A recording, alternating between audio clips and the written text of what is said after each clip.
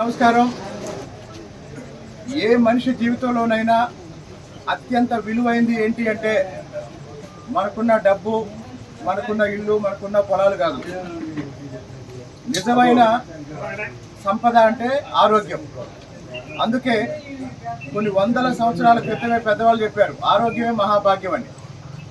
మరి వైఎస్ఆర్సీపీ పరిపాలనలో 5 సంవత్సరాల్లో పేద మధ్యతరగతి ప్రజలు ఆరోగ్య సమస్యలతో ఆసుపత్రి పాలై లక్షల రూపాయలు ఖర్చు పెట్టుకొని ఆర్థికంగా చితికిపోయినా అప్పుడు ప్రభుత్వం ₹1 కూడా ముఖ్యమంత్రి సహాయ నిధి నుంచి విడుదల చేయలేదు.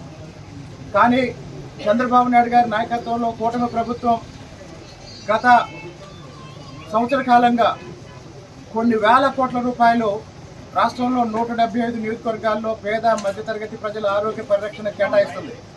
దానికి ఒక ఉదాహరణ ఏంటంటే తిరువూరు నియోజకవర్గంలో ఈ సంవత్సర కాలంలో 2,11,93,226 రూపాయలు ఒక్క తిరువూరు నియోజకవర్గంలోనే గత సంవత్సర కాలంలో పేద మధ్యతరగతి ప్రజలు ఆసుపత్రి పాలై ఆర్థిక భారం మోసినప్పుడు ప్రభుత్వ సహాయం 2,12,00,000 దాదాపు ఒక్క నియోజకవర్గానికే.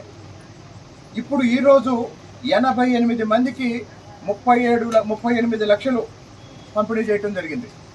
కాబట్టి తిరువూరు నియోజకవర్గంలో ఈ రాష్ట్రంలో ఏ నియోజకవర్గంలో లేని ఒక ఇబ్బంది, ఒక సమస్య తిరువూరులో ఉన్నది. ఏంటంటే 175 నియోజకవర్గాల్లో దాదాపు గత కొన్ని సంవత్సరాలుగా డెంగ్యూ జ్వరాలు వచ్చినప్పుడు అత్యధికంగా ఇబ్బంది పడుతున్న వాళ్ళు ఆసుపత్రుల్లో చేరి పేద మధ్యతరగతి కుటుంబాలు కూడా 50,000, 70,000, 80,000, ₹1,00,000 కూలి పని చేసుకునే వాళ్ళు కూడా భారీగా ఖర్చు పెట్టుకొని ఆర్థికంగా ఇబ్బంది పడుతున్నారు.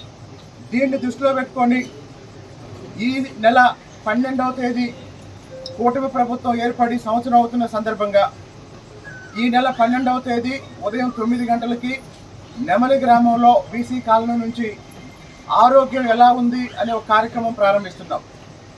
ఆరోగ్యం ఎలా ఉంది? మనం ఎవరినన్నా పలకరించేటప్పుడు ఏమంటాం?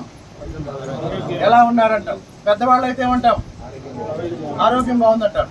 ఇప్పుడు చెప్పండి, ఏ పేదలైనా మధ్యతరగతి అయినా ధనవంతులైనా ఇప్పుడు ఎక్కువ మంది ఎదుర్కొంటున్న సమస్య ఏంటి? ఆరోగ్య సమస్యలు.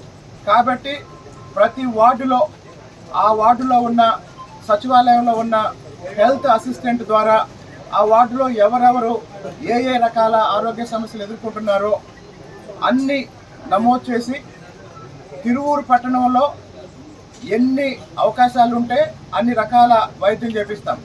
తిరువూరు పట్టణంలో అందుబాటులో లేకపోతే వాళ్ళని ఎమ్మెల్యే లెటర్ మీద LOC ఇచ్చి విజయవాడలో పెద్ద ఆసుపత్రికి పంపిస్తాం. కాబట్టి తిరువూరు నియోజకవర్గంలో ఎవరికి ఆరోగ్య సమస్యలున్నా ఎమ్మెల్యే కార్యాలయంలో చెప్పమని, మీకున్న సమస్యను బట్టి తిరువూరులో కానీ విజయవాడలో కానీ ఒక ఆసుపత్రిలో చేర్చి వైద్యం చేయించే బాధ్యత నాకు.